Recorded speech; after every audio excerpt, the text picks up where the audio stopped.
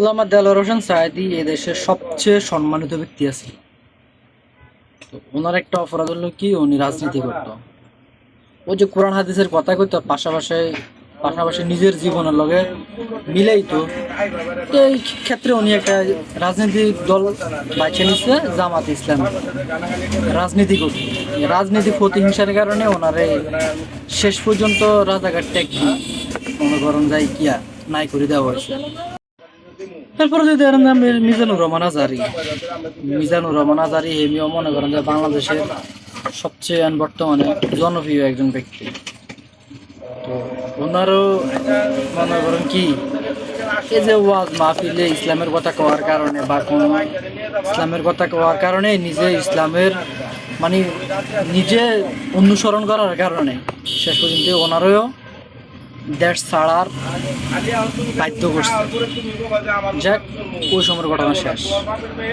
এই জায়গা মিজানুর রহমান আজারি, আল্লামা দেলোয়ার হোসেন সাঈদী যা করছে এগুলো অতীত। ওইগুলো আর মাথা কামাকামি করে লাভ নেই। প্রোফাইল আল্লাহ যা রাখছে তাই হয়েছে। বর্তমানে যা হইতেছে মনে করেন আমির হামজা 5 তারিখের আগ পর্যন্ত, মানে জেলে ছাড়ার আগ পর্যন্ত বা 5 তারিখের আগ পর্যন্ত উনি ছিল যাই বাংলাদেশের সবচেয়ে জনপ্রিয় আলেম। হ্যাঁ, সবাই ওনারে পছন্দ করতো, সবাই ওনারে ভালোবাসতো, সবাই ওনার ওয়াজ শুনতো মনোযোগ সহকারে। ওনার ভুল হইলো ভুলগুলারে ভুল মনে না করি, মানে সঠিক চালু চলতো আর কি। ভুল হইলো তেমন একটা সমালোচনা করতো না। মনে করেন মুফতি আমির হামজা হুজুরের জামাত ইসলামের পক্ষ থেকে মনোনয়ন দিছে।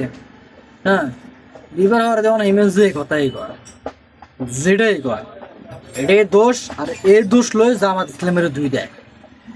মানে কোনো কথা যদি হেমিয়া ভুল করে, ভুল করার লগে লগে মানে এই নিয়ে হেমের ব্যক্তিগত ভুলের কারণে জামাত ইসলামের একদম অসুনা বানাই দেয় আর কি।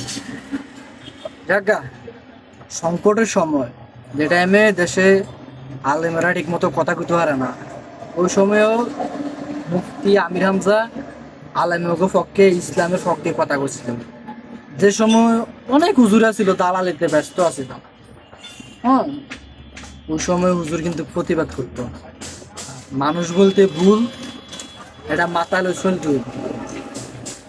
এমনি কোনো জিনিস ইচ্ছে করি ভুল করে না, অনেকে তো দড়ি দড়ি খালি মনে কর ফতুয়া দিয়ে এলা কাফের কাফের ফাসেক কাফের ফাসেক।